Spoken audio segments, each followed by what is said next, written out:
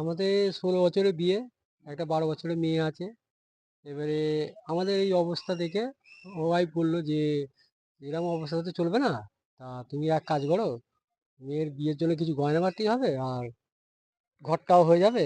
তা তুমি এক কাজ করো, একটা রোজগার তো সেরকম নেই, একটা কিডনি ডোনেট করে দাও, কি বিক্রি করে দাও। যাকে দেবে তো সে তো কিছু টাকা দেবে। একজনের সঙ্গে যোগাযোগ করলো আমার ওয়াইফ। ও বললো, তাহলে একজনের সঙ্গে যোগাযোগ হয়েছে, উনি 10 লাখ টাকা দিতে রাজি আছে, যাবতীয় খরচা ওনার।